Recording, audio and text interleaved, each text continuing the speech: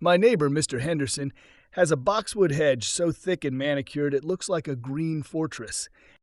A few months ago, I started hearing a low, rhythmic thrumming coming from the leaves, a sound like a purring engine or a heartbeat. My curiosity finally outweighed my respect for property lines.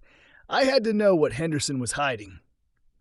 Armed with a pair of garden shears, I parted a dense cluster of branches. Instead of more branches, my hand met a shimmering violet mist. I leaned in, lost my footing, and tumbled forward. I didn't hit the dirt. I fell upward into a plum-colored sky that smelled like damp pine needles. If you're enjoying this trip into the uncanny, hit that subscribe button and turn on notifications. It helps the channel grow, and you won't miss our next descent into the suburbs. I landed on a floating island of moss. Mr. Henderson was there wearing a robe of woven starlight, tossing handfuls of birdseed to a flock of iridescent birds.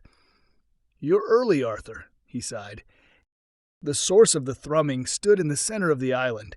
It was a tree made of pure memory. I touched it and finally understood. The hedge wasn't a wall. It was a lung, breathing life from this realm into our gray world to keep our world from wilting. As the portal began to flicker, Henderson warned, "You can't stay, and once you leave, the thrumming will be the only thing you hear in the silence of the real world." I jumped back through the violet mist, the transition tearing at my sense of belonging. I landed hard on my lawn, the smell of fresh-cut grass hitting me like a physical blow.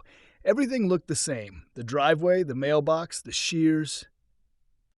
I stood up and looked at the hedge, now just a silent wall of green to anyone else, but I don't trim my side anymore. I let the branches grow wild and tangled, listening to the faint violet heartbeat that no one else can hear. I'm back in my yard, but I'll never be home again.